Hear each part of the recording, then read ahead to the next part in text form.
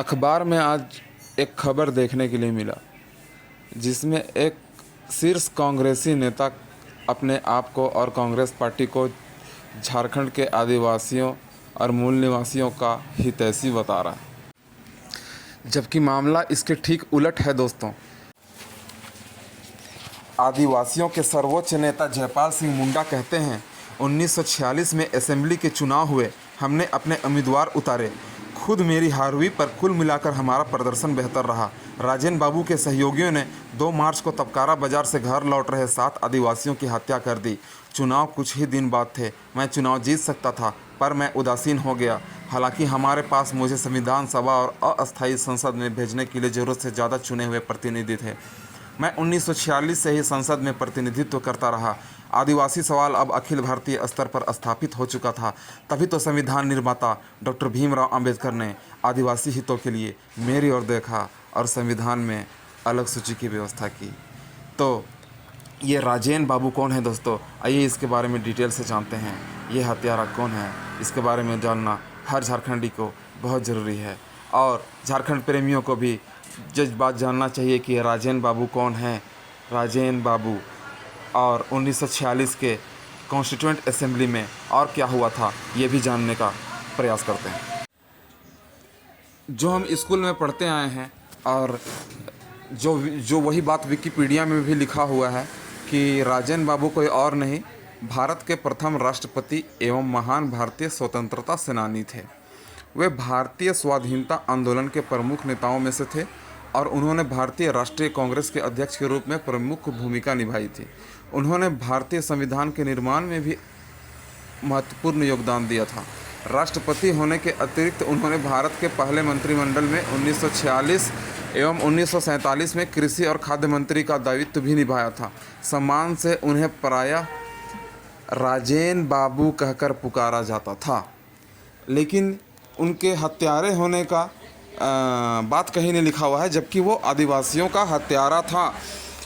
आज़ादी के वक्त और आज़ादी के बाद किस तरह झारखंड अलग राज्य की मांग करने वाले लोगों की हत्याएं की गई। जगह जगह झारखंड की धरती को खून से लथपथ कर दिया गया, खून से लाल कर दिया गया। चैनपुर गोलीकांड हुआ, तपकारा गोलीकांड हुआ, इस सब के बारे में भी हम डिटेल्स में बताएंगे, लेकिन कांग्रेसियों को बताना चाहिए। तो आइए जानते हैं सन 1946 में भारत के कॉन्स्टिट्यूएंट असेंबली में क्या हुआ था और तपकारा हत्याकांड के बारे में भी जानते हैं। कहानी का शीर्षक है तपकारा हत्याकांड। संसार का दूसरा भयानक संकट द्वितीय विश्व युद्ध टल चुका था। भारत की स्वतंत्रता भी तय हो चुकी थी। सन 1946 में भारत के कॉन्स्टिट्यूएंट असेंबली के सदस्यों का चुनाव होने वाला था। खूंटी क्षेत्र से मुख्य चुनाव संघर्ष कांग्रेस के पूर्ण चंद्र मित्र और आदिवासी महासभा के तत्कालीन प्रेसिडेंट मरंगगोम के जयपाल सिंह मुंडा के बीच था। कांग्रेस यह नहीं चाहती थी कि आदिवासियों के लिए झारखंड अलग प्रांत बने, इसलिए चुनाव का फैसला बहुत महत्वपूर्ण था। कांग्रेसी चाहते थे जयपाल सिंह चुनाव हार जाए और आदिवासी महासभा सदा के लिए खामोश हो जाए। जयपाल सिंह को हराने के लिए कांग्रेस ने क्या नहीं किया। नैतिकता को भी ताक पर रखकर कांग्रेस ने जयपाल सिंह को हराने की हर संभव प्रयास किया। 2 मार्च 1946 तपकारा बाजार का दिन था। श्री लिएंदर तिड़ू कांग्रेस जनों के साथ गाड़ी में बैठकर तपकारा बाजार में कांग्रेस का प्रचार करने के लिए पहुंचा। आदिवासी महासभा के स्वयंसेवक भी जयपाल सिंह का प्रचार कर रहे थे। कांग्रेस की गाड़ी बाजार में ठीक बोजो होटल, वर्तमान में सरन होटल के सामने रुकी। आदिवासी महासभा के कार्यकर्ताओं ने श्री तिड़ू को कांग्रेस की तरफदारी करते देखकर कहा, आदिवासी होकर कांग्रेस की तरफदारी क्यों कर रहे हो? कांग्रेस के दलाल चले जाओ, तुम्हारी दाल नहीं गलेगी, तुम्हारी दाल नहीं गलेगी। इतने में कांग्रेस के स्वयं सेवकों ने खिसियाकर गंदी गंदी गालियों की बौछार देनी शुरू कर दी, परंतु पूरे बाजार में आदिवासी महासभा के कार्यकर्ता भरे हुए थे। भीड़ बढ़ते देख कांग्रेस के दलाल दुम दबाकर भाग खड़े हुए। अब तक किसी का कोई नुकसान नहीं हुआ था, परंतु रांची खूंटी पहुंचकर उन्होंने अपने नेताओं को तिल का ताड़ बनाकर कह सुनाया कि तपकारा बाजार में आदिवासियों ने हमें मारा पीटा, हमारी गाड़ी पर पथराव किया। अब तो वो चोर से साहूकार बन बैठे। वे मात्र बहाना ढूंढ रहे थे कि कैसे आदिवासियों पर लाठी और बंदूक चलाई जाए। शाम हो चली थी। बताया जाता है कि रांची, खूंटी एवं अन्य जगहों से लाठी और बंदूकों से लैस गुंडे तबकारा बाजार में आ पहुंचे। इधर उधर से कांग्रेसी अपने दल बल के साथ जुट गए। बाजार करीब उठ चुकी थी। सभी लोग बेफिक्री से अपने घरों को लौट रहे थे। कौन जानता था कि आदिवासियों के सिर पर काल मंडरा रहा है। सूर्यास्त का समय था। अचानक बंदूक की आवाज़ सुनाई दी। आदिवासियों पर हमला बोल दिया गया। अंधाधुंध गोलियां चलाई गई। कितनों को लाठी से मारकर भरता बना दिया गया। कितनों का सर पत्थर से कुचल दिए गए और कितनों के सीने से गोली आर पार हो गई। इतना ही नहीं, बाजार से लौट रहे महिलाओं के साथ जबरन बलात्कार किया गया। चारों ओर चीख पुकार की आवाज़ सुनाई देने लगी। रात्रि बढ़ रही थी। कहा जाता है कि कितनों को मारकर दूर जंगलों में फेंक दिया गया। लाशों तक का पता नहीं चला। सैकड़ों लोग घायल हुए, जिसमें स्त्री, पुरुष और बच्चे भी थे। कांग्रेस के पास सत्ता और शक्ति दोनों थी, इसलिए वो जो चाहे कर लेता था। परंतु रचा गया इतिहास ऐसों को हमेशा कोसते रहेगा। गद्दी हासिल करने के लिए गरीबों और कमज़ोर लोगों की खून पीने वालों पार्टी कभी गरीब का हितैषी नहीं बन सकती, कभी गरीबों का हितैषी नहीं बन सकती। सदियों से भारत सच्चाई पर चलता है। सत्य और अहिंसा के लिए दुनिया में ख्याति प्राप्त किया है, लेकिन गद्दी और निहित स्वार्थ के कारण कांग्रेस ने इसे चकनाचूर कर दिया। दुश्मन अपना काम तमाम कर भाग निकले। पूरी घटना का हाल तपकारा, बरदा, कमड़ा, रोन्हे, कलेद, डोरांग, फटका, गुटुहातू, कोचा, कोयनेरा, गोंडरा, डिबुकेल आदि गांव में फैल गया। चारों ओर हाहाकार मच गई। घायलों की चीख पुकार सुनकर लोग लालटेन और मसाले लेकर उनकी मदद एवं खोज के लिए निकल पड़े। घायल तड़प रहे थे। कितने अब तक शहीद हो चुके थे। इस हत्याकांड में मारे गए निम्नलिखित व्यक्तियों की ही लाशें मिली, जिन्हें झारखंडी जनता ने झारखंड के वीर अमर शहीद की उपाधि से सम्मानित किया। ये निम्नलिखित व्यक्ति हैं: सुखराम कोनगाड़ी उड़ीकेल से, जोहन संगा गोंडरा से, संतोष तोपनो दियाकेल से, मनसुख मुंडू मुरहू से, जोहन तिड़ू सरदोकेल से। जिन लोगों ने घटना को अपने आंखों से देखा था, उनमें से कितने अब तक जीवित हैं। उनका कहना है, मनसुख मुंडू का तबकारा बाजार में एक छोटा सा मनिहारी दुकान था। इस कारण वह शाम तक तबकारा बाजार में था। दुश्मनों ने पहले लाठी से पैर में मारकर उसे गिराया। इसके बाद एक बड़े पत्थर से उन्होंने उसका सर कुचल दिया। उन दिनों में तबकारा बाजार टोली में एक शराब की भट्टी चलाता था। वहीं कुछ लोग पीने के लिए चले गए थे। पीकर बेफिक्र वे घरों को लौट रहे थे। जोहन तिड़ू अपने किसी मेहमान का घर जा रहा था। तभी वर्तमान पंचायत भवन के सामने दुश्मनों ने उसे जा घेरा और वहीं लाठी से मार मार कर भरता बना दिया। संतोष टोपनो को दुश्मनों ने बाजार के उत्तर में, जहां बैलों की खरीद बिक्री होती है, वहीं अकेले पाया और उसे भी बेरहमी से बंदूक का निशाना बनाया। सुखराम कोनगाड़ी पिता टोली के सेलय सोमा मुंडा का घर मेहमान जा रहा था, उसे भी मार गिराया गया। जोहन संगा अपनी पत्नी के साथ घर लौट रहा था। उसकी पत्नी आगे आगे जा रही थी। पीछे उसके पति को लाठी से मारकर गिराकर यह कहते हुए दुश्मनों ने पत्थर से उसका सर कुचल दिया कि साले आदिवासी झारखंड मांगता है, कभी नहीं होगा झारखंड। इस प्रकार तबकारा की धरती आदिवासियों के खून से लाल हो गई। झारखंड के इतिहास में यह काला दिन कहलाएगा, क्योंकि अपने अधिकार की मांग करने वालों की हत्या लाठी और बंदूक से की गई। बताया जाता है कि आदिवासियों को मारने के लिए इनाम की घोषणा की गई थी।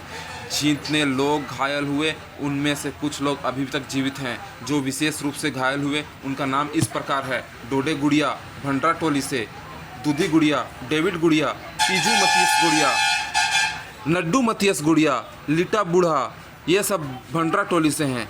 क्रिश्चोत गुड़िया ये बरदा के हैं।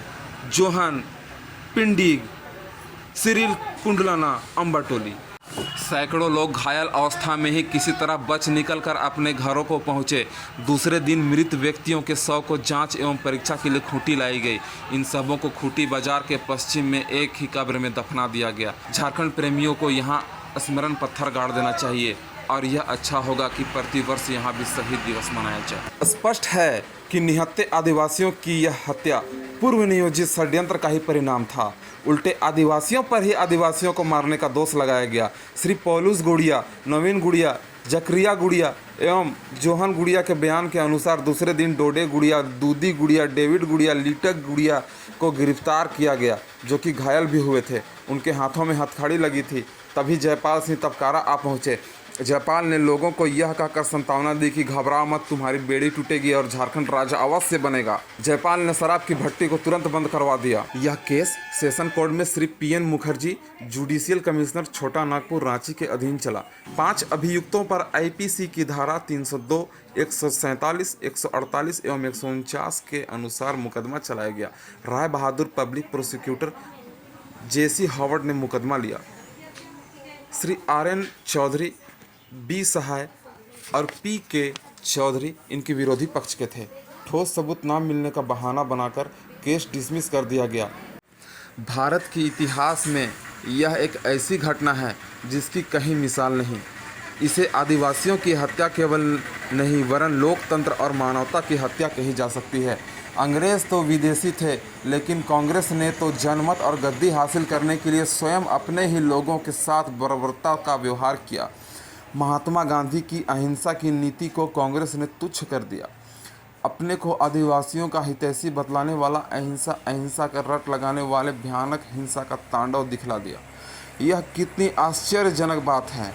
यह कितनी कायरतापूर्ण हत्या है कि निहत्थे गरीब की हत्या लाठी, तलवार और बंदूकों से की गई। गरीब आदिवासियों की हत्या करके कांग्रेस ने अंग्रेजों से भी बढ़कर अपराध किया। इस तरह एक बार फिर गरीबी, लाचारी और निरीहता की हार धन और अन्याय के हाथों हुई। बेचारे भोले भाले आदिवासियों की हत्या क्रूरता के साथ की गई। बर्नबास टोपनो जैसे चश्मदीद गवाह को भी झूठा करार दिया गया। झूठ को सच और सच को झूठ ठहराया गया। गरीब आदिवासियों की आत्मा रोती कलपती रह गई। लेकिन क्या तलवार, लाठी और बंदूकों के बल पर सत्य को दबाया जा सकता है? कदापि नहीं। दुनिया का इतिहास बताता है कि सत्य के पुजारियों की तमन्ना और दृढ़ मनोबल को कोई भी शक्ति खामोश नहीं कर सकती। यह मानना पड़ेगा कि बर्मवर्षक विमान, आग उगलने वाले मशीन गन तथा तोपों और टैंकों की दिल दहला देने वाली गड़गड़ाहट सत्य की खोजी आज़ादी के दीवानों के दृढ़ मनोबल के सामने घुटने टेक देंगे। इस कारण झारखंड के वीर अमर शहीदों का बलिदान व्यर्थ नहीं गया। सदियों तक झारखंडी जनता को अनुप्राणित करते रहेंगे। वे मरकर भी अमर हैं। इनकी आत्मा सदा झारखंडियों को जगाती रहेगी। जब तक धरती और आसमान रहेगा तब तक उनका नाम रहेगा। यदि झारखंडियों की मांग सत्य है तो झारखंड राज्य होके रहेगा, अन्यथा झारखंड का नाम मिट गया होता। हजारों झारखंडी जवान अभी देश की सीमा में डटे हुए हैं। पिछले कई युद्धों में झारखंड के जवान देश की रक्षा करते वीर गति को प्राप्त किए। परमवीर अल्बर्ट एका ऐसे ही वीरों में आते हैं जिन्हें भारत सरकार की ओर से परमवीर चक्र की उपाधि मरणोपरांत प्रदान की गई। यह हमारे लिए गर्व की बात है। झारखंड की मांग लगभग बहुत पुरानी है। भारत में यह ऐसी सबसे पुरानी मांग है, परंतु भारत सरकार, जो कि पहले कांग्रेसियों की ही सरकार थी, ने इसे हमेशा ठुकराते रही है। सरकार को वास्तविकता मालूम था, परंतु स्वार्थवश झारखंड राज्य बनने नहीं देना चाहती थी। झारखंड भी अपने मांग पर अडिग था। इसके लिए झारखंडियों का शांतिपूर्ण संघर्ष जारी था और जब तक झारखंडी राज्य नहीं बनेगा तब तक ये जारी रहता। झारखंड विरोधी इस आंदोलन को दबाना चाहते थे। सरकार भी विभिन्न उपायों द्वारा इस आंदोलन को खत्म करना चाहती थी। इसी कारण झारखंड आंदोलनकारियों पर कई बार लाठी गोली बरसाई गई। हजारों लोग शहीद हुए। अब तक निम्नलिखित स्थानों पर झारखंडियों की निर्मम हत्या एवं गोलीकांड हुई। सिमको गोलीकांड, गंगपुर राज्य, उड़ीसा, 25 अप्रैल 1939। दूसरा, तपकारा हत्याकांड, 2 मार्च 1946। तीसरा, गमरिया सिंबू गोलीकांड, 18 मई 1946। चौथा, गितिलपीड़ी सिंबू गोलीकांड, 25 मई 1946। पाँचवा, खरसवा मयूरभंज गोलीकांड, 1 जनवरी 1948। छठा, चैनपुर गोलीकांड, 27 अक्टूबर 1948। सातवां, मिजिहाम गोलीकांड, 1 जनवरी 1949। आठवां, चिरी गोलीकांड, 2 जून 1968। मुरहू गोलीकांड, 9वां, 26 अप्रैल 1984। इसके अलावा जमशेदपुर, चांडिल, सिमडेगा, सरायकेला आदि स्थानों पर भी गोलीकांड हुए और अपने अधिकारों की मांग तथा अन्याय के खिलाफ आवाज़ उठाने वाले को चुप करने का असफल प्रयास किया गया।